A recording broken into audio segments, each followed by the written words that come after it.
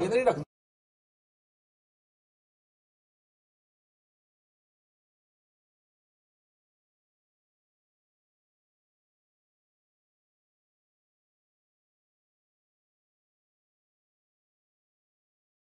रहीम। अच्छा जी, कल से मैं देख रहा हूँ कि इतनी जो है वो बिल्कुल जो हुकूमत है वो बिल्कुल पागल ही हो गई है ये पीटीआई के फंडिंग केस के मामले को लेके। और अब आज तो उन्होंने जो बहुत ही सीनियर लीडरशिप है, असद कैसर साहब हैं, इमरान इस्माइल साहब हैं, अली जैदी हैं, डॉक्टर सीमा हैं, इन तमाम लोगों को एफआईए ने नोटिस जारी कर दिए।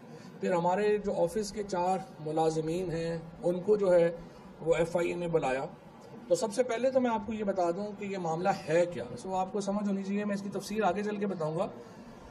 ये जो अकाउंट्स हैं ये टोटल 13 अकाउंट्स हैं, और ये जो अकाउंट्स हैं ये हमारे जो तमाम लोग हैं उनको जो टोटल अमाउंट ट्रांसफ़र हुई है इन अकाउंट्स में, इन 13 अकाउंट्स में वो 2 करोड़ रुपया है। तो पहले तो मैं आपको ये बता दूं कि ये जिस तरह से आज मैंने देखा है अखबारों में हेडलाइंस लगवाई गई हैं, और वो जो सिगरेट चोर सेक्रेटरी हमारी ये बनी हुई है, सेक्रेटरी इन्फॉर्मेशन जो PMLN की हैं, वो अब बदकिस्मती से पाकिस्तान की वज़ीर इत्तलात भी है, वो बढ़ के ऐसे बातें कर रही है कि जैसे पता नहीं कितने अरब रुपए जो हैं वो ट्रांसफ़र हो गए। तो टोटल पैसा जो है जो ट्रांसफ़र हुआ इन 13 अकाउंट्स में वो 2 करोड़ रुपया है। अब ये पैसा जो 2 करोड़ रुपया हुआ ये 23/10/2019 को इलेक्शन कमीशन में पहले ओरिजिनल जो अकाउंट्स जमा कराए गए उसमें था, फिर 23/10/2019 को इलेक्शन कमीशन को ये तमाम अकाउंट्स डिक्लेयर किए गए बाकायदा एक अर्जदाश्त के जरिए। ये 13 वॉल्यूम की जो एक पूरी डिटेल है ये उनको दी गई। अब ये 2 करोड़ रुपया क्यों ट्रांसफर किया गया?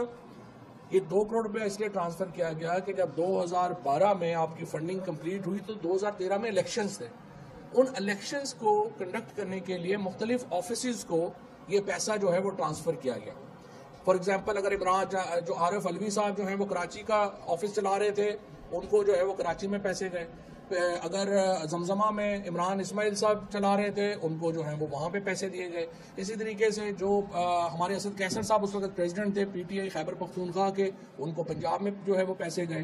कासिम सूरी जो है उनको बलूचिस्तान के ऑपरेशन चलाने के लिए पैसे दिए गए। और ये बेसिकली बड़े थोड़े पैसे हैं, 20-20, 25-25 लाख रुपए। और उसका मकसद ये था कि जो ऑपरेशन हैं ऑफिस के, जहाँ पे कभी आपने कोई मैनेजर रखना है, कोई ऑफिस बॉय रखना है, उनकी तनख्वाहें और वो सारे कामों के लिए जो है वो दिए गए। और ये तमाम अकाउंट्स में जो पैसा है ये मेन अकाउंट से जो पैसा है वो ट्रांसफ़र हुआ। मैं इसकी तफसील में भी आऊँगा और थोड़ा सा आपको जो है ये बाकी चीज़ों के ऊपर भी, जो नून और पीपल्स पार्टी की फंडिंग है उसके ऊपर भी मैं बात करना चाहता हूँ। बट उससे पहले मैं देख रहा हूँ कि कल राना सनाउल्लाह जो है वो अपनी औकात से बढ़ के बातें कर रहे हैं।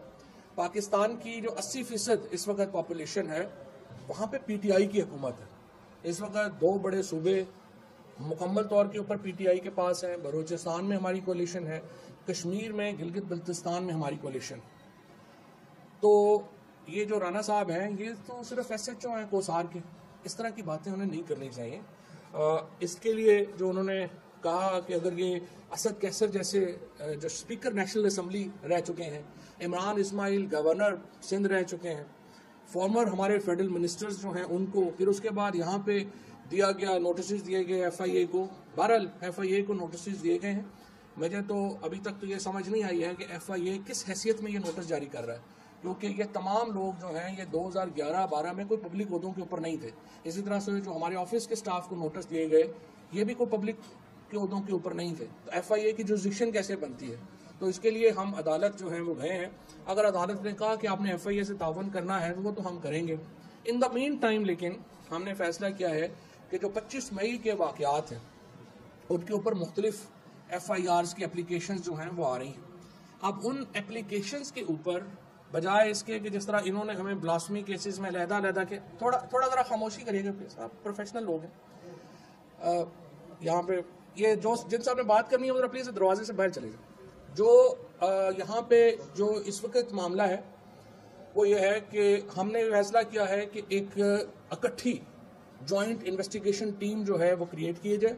ये तकरीबन दर्जनों एफआईआर्स हैं जो 25 मई के वाक़यात के ऊपर जो हैं वो दर्ज हो रही हैं, और उसमें जो राना सनाउल्लाह हैं उनको नामजद किया गया है। उसमें अता तारट नामज़द हैं, हमजा शहबाज उसमें नामज़द हैं, अहमद मलिक साहब मेरे दोस्त हैं वो नामज़द हैं। इन तमाम लोगों को पंजाब पुलिस जो है वो इस जॉइंट इन्वेस्टिगेशन टीम में तलब करेगी और हमें उम्मीद है जिस तरह राना साहब को हमसे तवक्को है कि हम FIA से ताउन करेंगे, हमें उम्मीद है कि राना साहब और अता तारट, अहमद मलिक ये जो है ये इस्लामाबाद में नहीं छुपेंगे और ये जाके इन्वेस्टिगेशन में शरीक होंगे, क्योंकि बहुत अहम है कि जो लोग हैं जिस तरह से उनके हकूक़ को पामाल किया गया, ख़वातीन और बच्चों को, छोटे छोटे 11-11 साल के बच्चों को गिरफ्तार किया गया, उनमें जो जिम्मेदारान हैं, जो CCPO लाहौर हैं, DIG ऑपरेशंस हैं, जिनको इन्होंने पहले ऊपर बुला लिया, जाहिर है उनको भी उस इन्वेस्टिगेशन में शामिल होना पड़ेगा। और इसी तरह से ये राना साहब अभी तक फैसलाबाद नहीं गए हैं, उन्होंने एहतियात की है, लेकिन बहरहाल मैं उनको यकीन दिलाता हूँ कि वो अगर इस इन्वेस्टिगेशन में आएंगे, ये फ्री एंड फेयर इन्वेस्टिगेशन होगी और इसमें इन लोगों को वहाँ पे अपीयर होना पड़ेगा। और ये पाकिस्तान का कानून है, ज़ाहिर वज़ीरों के लिए कानून और नहीं है और आम लोगों के लिए वो कानून और नहीं है। सो लिहाजा जिस तरह हमसे तवक्को है कि हम FIA में पेश होंगे और ताउन करेंगे, इस तरह हम भी तवक्को करते हैं कि वो पंजाब पुलिस के सामने पेश होंगे। इसके साथ एक और इंक्वायरी जो मॉडल टाउन का केस है, चीफ मिनिस्टर पंजाब पहले ही ऐलान कर चुके हैं कि बड़ी ज्यादती हुई है, वहाँ पे 16 जो लोग थे जिस तरीके से वहाँ गोलियां लगीं, शहीद हुए, उसका अभी तक इंसाफ नहीं हो सका। तो पंजाब हुकूमत उसके ऊपर भी जो है वो तेज़ी से आगे बढ़ेगी और हमें उम्मीद है कि वफाकी हुकूमत इस ज़मन में हमारे साथ ताउन करेगी और अगर पुलिस को ये लोग मतलूब होंगे तो फिर इनको ओहदों से हटा के इनको गिरफ्तारी की इजाज़त जो है वो दी जाएगी और इसमें एक वफाक सूबाई तनाज़ा जो है वो नहीं बनाया जाएगा। दूसरी बात यह है कि अब मैं आता हूँ दोबारा ये फंडिंग वाले मामलात की तरफ। मैं आपको पहले तो जिस तरह मैंने अपने अकाउंट जो हैं, जाहिर है कि हम एक सियासी जमात हैं और हमारा फ़र्ज़ और हम पे ये लाजिम है कि जब भी कोई सवाल हो हम उसका जवाब जो है वो दे पाएँ। पहले मैंने आपको अपने सवालात का जवाब जो है वो दिया है, इससे पहले मैं बड़ी तफसील से बता चुका हूँ। जो एक अकाउंट जो खुला जिसमें सारे इंटरनेशनल फंडिंग्स आई, जिसमें जिस तरीके से हमारे पाकिस्तानियों ने, ओवरसीज़ पाकिस्तानीज़ ने कंट्रीब्यूट किया, वो सारी फंडिंग आई, वो मैं बता चुका हूँ। और आज जिस तरह मैंने आपको बताया कि आज जो हेडलाइंस हैं कि जनाब FIA ने तलब कर लिया, उसमें जो अकाउंट्स हैं ये 13 अकाउंट्स की भी तफसील मैंने आपको बता दी। 13 अकाउंट्स हैं, टोटल 2 करोड़ रुपया जो है वो ट्रांसफ़र हुआ है और इन अकाउंट्स के ऊपर जो इस वक्त वो डिक्लेयर्ड अकाउंट्स हैं सारे के सारे, और ये अकाउंट्स खोले गए थे 2013 के इंतखाबात में जो हमारे एक्सपेंसेस थे उसके लिए, और इसकी भी एक रुपये की जो तफसील है वो हमने फराहम जो है वो कर दी है। अब मैं आता हूँ लाहौर हाईकोर्ट, इस्लामाबाद हाईकोर्ट के फैसले की तरफ। 2017 में सुप्रीम कोर्ट ने एक हुक्म जारी किया, चीफ जस्टिस साहब ने उस वक्त किया, और उन्होंने कहा कि उन्हें उम्मीद है कि इलेक्शन कमीशन जब फैसला करेगा तो वो सारी सियासी जमातों को इकट्ठा जो है वो इसके ऊपर करेगा ताकि लोगों के सामने कंपैरिजन आए कि सियासी जमातें फंडिंग कैसे करती हैं। उसके बाद सरदार अजहर साहब ने इलेक्शन कमीशन में, हमारे फाइनेंस सेक्रेटरी हैं थे उस वक्त, और इन्होंने एक एप्लीकेशन डाली जिसमें इन्होंने कहा कि 19 सियासी जमातें जो हैं, जो पाकिस्तान की मेन स्ट्रीम सियासी जमातें हैं, उनके फंडिंग ऑडिट होना चाहिए। ये फंडिंग ऑडिट जो है पाकिस्तान के कानून के तहत हर साल होना है और हर साल ये जो अकाउंट्स हैं ये लोगों के सामने आने चाहिए कि जो पॉलिटिकल पार्टी है उसने कैसे पैसे इकट्ठे किए, कैसे पैसे खर्च किए।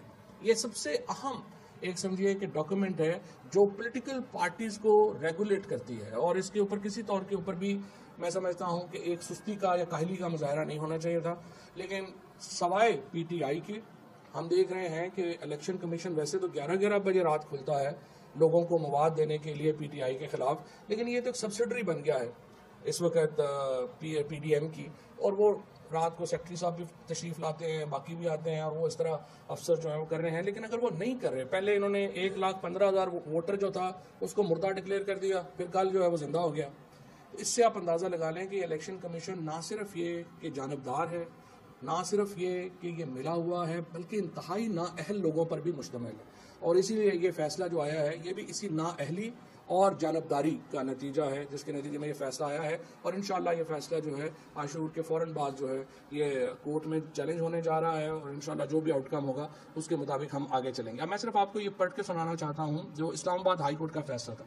Nonetheless, the Commission is empowered to regulate its own proceedings, and while doing so, it is expected that the proceedings against all the political parties, including the appellant, will be completed with due diligence. The representative of the Commission has unequivocally stated, Election Commission का जो नुमाइंदा था, उसने बड़े वाज़े तरीके से ये बयान किया before us, that the case of all political parties will be dealt with in a fair and transparent manner. Election commission के सामने उसने ये कहा कि तमाम सियासी जमातों के केसेस जो हैं वो हम करेंगे, लेकिन जब बारी आई तो उन्होंने अपनी ही जो कमिटमेंट थी कोर्ट के साथ उसको वायलेट किया और अब तक जो है वो ये फैसला नहीं किया। लिहाजा हम अब इंशाल्लाह ये पिटीशन खुद को फाइल कर रहे हैं कि 15 दिन के अंदर पीपल्स पार्टी और नून लीग, क्योंकि इनकी स्क्रूटनी हो चुकी है, इनके जो अकाउंट्स हैं उनको तो फौरी तौर के ऊपर 15 दिन में डिसाइड किया जाए, और बाकी जमातें जैसे JUI है जिसको फजलुर रहमान साहब ने कहा कि मुझे तो पता ही नहीं कैसे पार्टी चलती है, हम तो गैबी इमदाद पे चल रहे हैं। तो गैबी नहीं, मौलाना साहब आप सैफुल इस्लाम की इमदाद पे चल रहे थे। और जो एक नेशनल असम्बली का सेशन है जो कि जिसमें ये बात जो है वो हसास इदारों ने भी बताई थी कि किस तरह से आपको जो फंडिंग है वो कहाँ कहाँ से मिल रही है, जिसके बाद आप उस इजलास में खड़े नहीं हो सके थे। और उसके बाद आज भी सैफुल इस्लाम का जो तख्ती है वो आपके हेड ऑफिस के ऊपर जो है वो लगी हुई है। अच्छा जी, अब ये तो थे PTI के अकाउंट्स। अब मैं आपको थोड़ा सा चाहते तो हम ये पूरी डिटेल आपको अकाउंट्स की जो है वो तो बुध को देंगे, जो इनकी पीपल्स पार्टी और नून की है, लेकिन वो सब दोबारा दे देंगे। लेकिन अभी भी मैं आपको बताता हूँ। पहली बात तो ये है, पहले मैं आ रहा हूँ PMLN की तरफ। PMLN का अकाउंट जो है, पहली बात तो ये है कि वो ऑडिटेड ही नहीं है। वो किस सेंस में ऑडिटेड नहीं है कि वो एक इसहाक डार साहब का पर्सनल मुंशी है कोई, जिसने उसको साइन किया है, और जो ऑडिटर्स इन्होंने क्लेम किए हैं वो QCR रेटेड ही नहीं है, यानी क्वालिटी कंट्रोल रेटिंग ही उनकी अवेलेबल नहीं है। और असूली तौर के ऊपर इलेक्शन कमीशन का जो अपना लॉ है उसके तहत जो ऑडिटर है उसको QCR रेटेड होना चाहिए। सोर्सेज, जो फंड्स के जो सोर्स हैं वो अवेलेबल ही नहीं है, उनका पता ही नहीं है वो सोर्स कहाँ से आए 2013, 14 और 15 का जो सेंट्रल सेक्रेटेरिएट का, इसमें पहले तो डिक्लेयर ही नहीं किया हुआ कि वो फंड आए कहाँ से, और फिर 14 करोड़ 50 लाख रुपया एक, और 8 करोड़ 67 लाख 5 हज़ार रुपया एक, और फिर 1 करोड़ 17 लाख 28 हज़ार 932 रुपये एक। लेकिन इनका कोई पता नहीं कि ये पैसे आए कहाँ से, क्योंकि पैसे आपने लिखने भी होते हैं, फिर ये भी बताना होता है कि ये पैसे जो हैं वो आए कहाँ से हैं, और इसके बारे में PMLN की कोई डॉक्यूमेंट अवेलेबल नहीं है जिसमें पता चले कि उनका ये पैसा जो है वो कहाँ से आया है। इसी तरीके से बड़ी इंटरेस्टिंग बात यह है कि PMLN ने अपने कागजों में लिखा है कि कोई कंट्रीब्यूशन हमारे मेंबर्स ने पार्टी की नहीं की, जो कि ज़ीरो है, और इसका मतलब यह है कि उनकी अपनी फंडिंग का कोई पता नहीं है, कोई डेटाबेस ही नहीं है कि वो फंडिंग कहाँ से करते रहे, क्या रहे। सिर्फ उन्होंने करोड़ों रुपए अपनी अमाउंट लिख दी है, यही नहीं बताया कि वो पैसे जो हैं वो कहाँ से आया है। नून लीग ने अपनी जो डिक्लेयर किया है 2013 के इलेक्शन में, उन्होंने कहा है कि 1.3 अरब रुपया मीडिया के ऊपर खर्चा किया है उन्होंने, मीडिया कैंपेन के ऊपर। ये फेवरेट काम है PMLN का, मीडिया के ऊपर खर्चा करना। अभी भी आप देख रहे हैं मीडिया के ऊपर जो खर्चा तो बहुत हो रहा है माशाल्लाह। और ये तकरीबन 1.3 बिलियन से ज़्यादा, अगर आप एग्जैक्ट लेना चाहें तो 1 अरब 30 करोड़ 58 लाख 44 हज़ार 883 रुपया जो है इन्होंने अपना खर्चा जाहिर किया है, जो इन्होंने मीडिया के ऊपर जो है वो किया है। अगेन इसमें कोई पता नहीं है कि ये 1.3 बिलियन रुपये जो हैं ये कहाँ से आए और उन्होंने कैसे खर्च किए और किधर किए। इसके बाद जी एक कंपनी है 766, इसका एड्रेस मैं पढ़ देता हूँ आपको। ये 766 रेमफोर्ड रोड लंदन UK, इसका जो पोस्ट कोड है वो E126BU है। ये एक फॉरेन कंपनी है जो कि रजिस्टर करवाई नून लीग ने अपनी फंडिंग के लिए, और उसके बाद इस LLC का भी कोई रिकॉर्ड मौजूद नहीं है। और इसके बाद इन्होंने जो अपने अकाउंट्स हैं उनको भी मनी लॉन्ड्रिंग के लिए इस्तेमाल किया, और नवाज शरीफ ने पैसे पहले PMLN को दिए, उसी से अकाउंट से दूसरे अकाउंट में ट्रांसफ़र किए और रिवॉल्व किए पैसे नवाज शरीफ ने अपने PMLN के अकाउंट से भी। और ये वो केस है जिसका हम इंतज़ार कर रहे हैं कि इलेक्शन कमीशन सुने और फैसला दे, हमें बताए कि नून लीग के पास ये अरबों रुपए कहाँ से आए थे, उन्होंने खर्च कैसे किए थे, ऑडिटर कौन था। जिस तरह PTI ने 1-1 रुपए का हिसाब दिया है, PMLN जो है उसको हम चाहते हैं कि वो भी आगे आए और अपना हिसाब दें। इसके बाद अब आइए दूसरी पार्टी की तरफ। दूसरी पार्टी जो है वो 2 हिस्सों में, एक पाकिस्तान पीपल्स पार्टी है जिसके सरबराह जनाब आसिफ जरदारी साहब हैं, और एक पाकिस्तान पीपल्स पार्टी पार्लियामेंटेरियन है जिसके सरबराह बिलावल भुट्टो। पाकिस्तान पीपल्स पार्टी ने तो बड़ा ही दिलचस्प जवाब लिखा है। उन्होंने लिखा जी कि हमें तो पैसे जो हैं वो पार्लियामेंटेरियन ने दिए हैं। जरदारी साहब ने कहा कि हमें तो पैसे पार्लियामेंटेरियन ने दिए। नाउ अंडर द लॉ एक पॉलिटिकल पार्टी दूसरी पॉलिटिकल पार्टी को फंड कर ही नहीं सकती। तो पता नहीं इलेक्शन कमीशन ने इसको कैसे जो है ये असूल जो है वो एक्सेप्ट कर लिया। लेकिन यहाँ से भी आगे चलिए, ये इसमें और बड़ी मजेदार जो है वो कहानियाँ हैं। 41 करोड़ 47,27,27,779 ये ओपनिंग फंड अकाउंट है 41 करोड़ रुपए का 2011 में पीपल्स पार्टी का। लेकिन ओपनिंग अकाउंट का सोर्स नहीं बताया गया कि इतना पैसा जो आया था वो कहाँ से आया था, और ऑडिटेड भी नहीं है। और अगेन इसके ऑडिटर्स जो हैं वो मौजूद भी नहीं हैं। इसी तरीके से जो पार्टी लीडर है उसका सर्टिफिकेट ही मौजूद नहीं है। इन्होंने जनरल सेक्रेटरी को कहा कि आप सर्टिफिकेट दे दें, हालांकि under the law party leader ने सर्टिफिकेट देना है, और इसमें उन्होंने अपना जो है वो सर्टिफिकेट ही जो है वो नहीं लगाया। इसके बाद एक और भी इंटरेस्टिंग चीज़ है कि इन्होंने जो पीपल्स पार्टी ने जो अपने एक्सपेंस जाहिर किए वो 2 करोड़ 56 लाख, 3 करोड़ 64 लाख, 3 करोड़ 55 लाख अपने एक्सपेंसेस जो हैं वो इन्होंने शो किए। लेकिन ये एक्सपेंसेस कहाँ किए, कैसे किए, इसकी भी कोई जो तफसील है वो अकाउंट्स में मौजूद नहीं है, जो कि सेक्शन 6 सब सेक्शन 3 की जो है वो क्लियर वायलेशन है। टोटल पैसा जो ओपनिंग था वो 41 करोड़ 42 लाख है। फिर जो एक्सपेंस शो किए हैं इन्होंने वो शो किए हैं कि 2013 में 2 करोड़ 56 लाख, 2014 में 3 करोड़ 64 लाख और 2015 में 3 करोड़ 55 लाख जो एक्सपेंस हैं वो पीपल्स पार्टी ने जो है वो शो किए हैं। मैं ये सारी जो डॉक्यूमेंट्स हैं आपको व्हाट्सएप भी कर दूंगा ताकि आप लोगों को फिगर्स जो हैं वो सही जो है वो मिल सके। अच्छा जी, इसके बाद 232 मिलियन का एक्सपेंस जाहिर किया पीपल्स पार्टी ने अपनी इलेक्शन कैंपेन का। इन्होंने कहा जी हमारा तो 232 मिलियन रुपया लग गया है इलेक्शन कैंपेन के ऊपर, और उसके ऊपर ये था कि ये जो एक्सपेंस हैं ये पीपल्स पार्टी की मैं बात कर रहा हूँ, पीपल्स पार्टी ने तो इलेक्शन ही नहीं लड़ा था, तो 232 मिलियन जो है वो कैसे उनका इलेक्शन खर्च हो गया। इलेक्शन तो पीपल्स पार्टी पार्लियामेंटेरियन ने जो है वो कंटेस्ट किया था। अच्छा, इसके बाद एक और मैं आपको बताऊं कि मिसलिनियस डिसबर्समेंट है अकाउंट की, वो 51 करोड़ 22,08,536 रुपए की जो है ये मिसलिनियस डिसबर्समेंट है। और दूसरी डिसबर्समेंट जो है वो 47 करोड़ और 54 लाख की है। ये अकाउंट्स भी पीपल्स पार्टी का आने का भी नहीं पता, जाने का भी नहीं पता।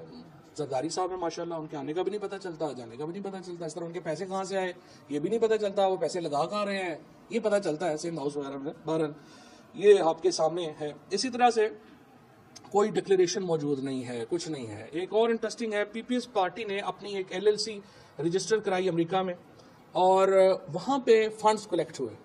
जिस तरह ये LLC ही आप कराते हैं और वही अपना फंड कलेक्ट करती है, जिस तरह PTI ने कराई।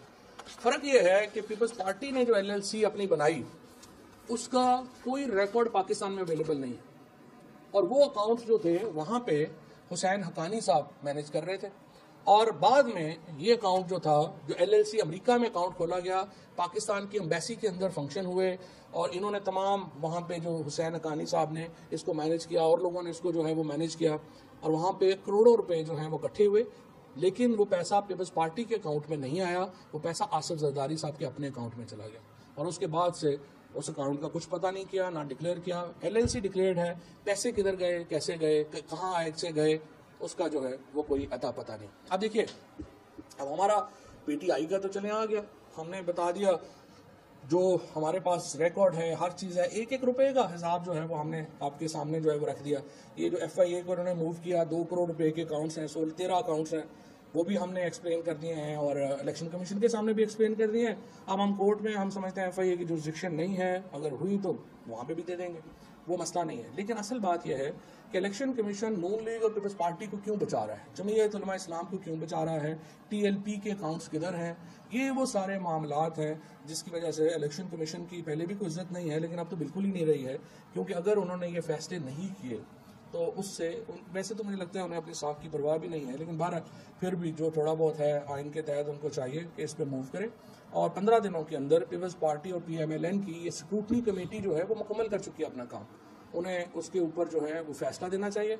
और इंशाअल्लाह ताला बाकी जो है ये मैं आपको बताऊँ, आखिरी बात मैं सिर्फ ये बताना चाहता हूँ कि इमरान खान के खिलाफ मुहिम है जिसको ज़्यादा मैं देख रहा हूँ कि वो सहाफ़ी बड़े ज़्यादा लगे हुए हैं जिनकी हमदर्दियाँ हामिद करज़ई और अशरफ गनी के साथ रही हैं सारी उम्र। PTM के जो सपोर्टर रहे हैं उनको बहुत तकलीफ़ है। उसके बाद बलोच सेपरेटिस्ट जो BLA के लोग हैं उनको बड़ी इमरान खान से तकलीफ़ है। ये वो लोग हैं जिन्होंने, और फिर इनके साथ अब मिल गई है जमीयत वाले, और ये पार्टी और नून जो है वो इनको ज़ाहिर है वो तो बाकी तो काम नून नहीं करना होता, और बस पार्टी ने करना होता है। ये बेचारे तो जो हैं वो पैसे लेना जानते हैं, खर्चना नहीं जानते। तो वो लोग जो हैं वो ये मुहिम बनाना चाह रहे हैं कि जी इमरान खान को किस माई के लाल में ज़रूरत है कि इमरान खान को डिस्क्वालीफाई करें। इमरान खान के बगैर पाकिस्तान की सियासत क्या है? ये तो वन वर्सेस रेस्ट है। इमरान खान है, मुकाबले में ये सारे जोकर इकट्ठे हुए हैं। तो क्या पाकिस्तान में आप वन पार्टी सिस्टम बनाना चाहते हैं? अगर पाकिस्तान के अंदर जमहूरियत है तो इमरान खान से मुकाबला करना पड़ेगा। इलेक्शन सिर्फ आप इसलिए नहीं करा रहे कि आप समझते हैं कि आज इमरान खान के साथ मुकाबला होगा, वो 2/3 मेजोरिटी जीत जाएगा। ये तो कोई बात ना हुई कि आप इसलिए इलेक्शन ना कराएं कि इमरान खान इलेक्शन जीत रहा है इसलिए हम इलेक्शन नहीं करा रहे, विकेट उठा के भाग जाओ। ये तो इस वक्त जो एटीट्यूड है हुकूमत का वो यही है। लेकिन बहरहाल इंशाअल्लाह हमने जिस तरह से अब अपनी आखिरी मरहले की तैयारी कर ली है, जो जलसा है वो 13 अगस्त को इंशाअल्लाह एक तारीखी जलसा होगा, और उसके अंदर हम अपनी जो अगला लाएमल है वो दे देंगे, और हुकूमत को हम इलेक्शन से, इंतखाबात से भागने नहीं देंगे। पाकिस्तान एक जमहूरी मुल्क है, मिडिल क्लास की एक बहुत बड़ी राइज है इस वक्त इमरान खान के साथ, और इंशाअल्लाह ताला। और ये जो कुछ लोग जो शहीदों के ऊपर सियासत कर रहे हैं, मैं देख रहा हूँ कल से, इस मुल्क में सबसे घटिया रकीक हमले अगर फौज के ऊपर किसी ने किए हैं तो वो ख्वाजा आसफ ने किए हैं, जो पाकिस्तान का डिफेंस मिनिस्टर बन के बैठा हुआ है।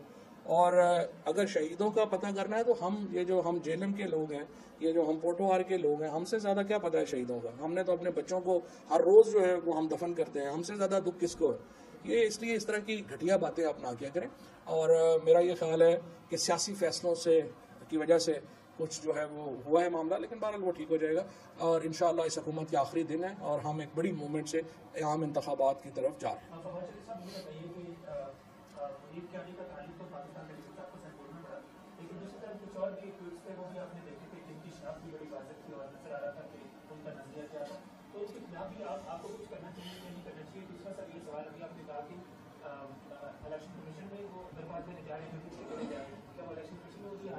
नहीं, जो ये दरख्वास्त है ये तो हाई कोर्ट में होगी ना। हाई कोर्ट में पहले ही कह चुके हैं, हाई कोर्ट पहले ही कह चुके हैं आप केसेस का फैसला करें। अब वो केसेस का फैसला नहीं कर रहे तो ये होना चाहिए। दूसरा देखें जी, मैंने खुद जब लॉ बनाया था, PMDA का लॉ बनाया था, मैं लेके गया था, उस वक्त किसी ने वो लॉ बनाने नहीं दिया, और पहले सारे जो है वो कह रहे थे बना दें, फिर बाद में कहा नहीं बनाया। अब जब लॉ ही नहीं है तो क्या कार्रवाई हो सकती है?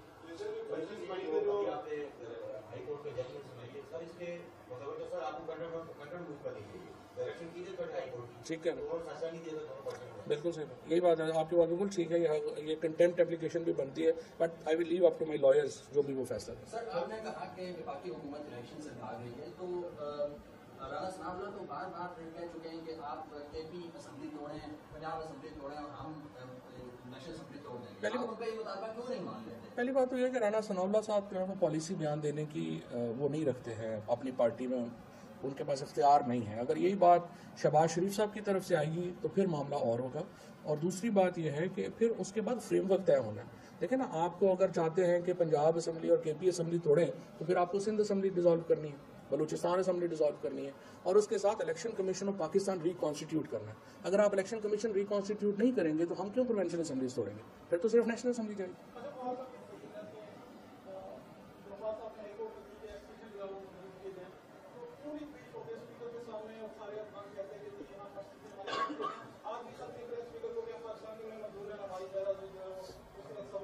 देखिए, पहली बात तो ये है कि हमारा मानना ये है, हमारी ग्राउंड ये है कि हमारे इस्तीफे ऑलरेडी कासिम सूरी एक्सेप्ट कर चुके हैं, और जो मौजूदा स्पीकर हैं उनके पास कोई इख्तियार नहीं है कि वो पिछले स्पीकर के फैसले पे नज़रसानी करें।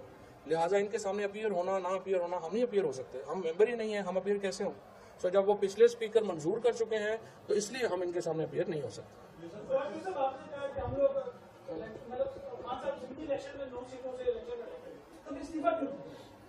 ये जो सीटों पे इलेक्शन है ये क्यों करा रहे हैं? 9 सीटों पे क्यों इलेक्शन करा रही है हुकूमत?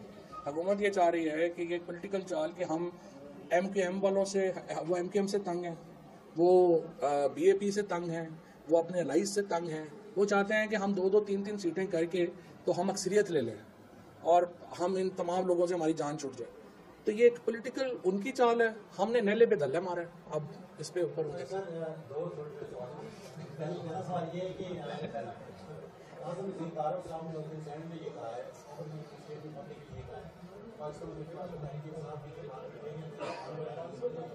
उन्होंने मराला और कामरान अभी कर ले रहे हैं देने के बाद जो उनकी बात है एक दूसरा जैसे मुल्क में हालात बने हुए हैं इलेक्शन कमीशन और पीटीआई का आमने सामने हफ्ते का फैसला भी आ रहा है कि यहीं से कोई अप्रोच हुई है जो ताकतवर हल्के हैं वहाँ से कि किसी बात पे पहुँच के फिर आगे इलेक्शन करवाया जाएगा, इलेक्शन डायलॉग ताकतवर हल्का अब अवाम ही है, तो अवाम ही ये फैसला करेंगे। दूसरी बात यह है कि जो आपने कहा आज़म तारड़ साहब जो है वो कह रहे हैं कि मुराद ले रहे हैं, मुझे तो तनख्वाह नहीं मिल रही, तो मुझे उम्मीद है आज़म तारड़ पहले जो है वो मुझे तनख्वाह जो है वो पूरी करवाएं ताकि फिर उसके बाद ये बात जो है वो करें।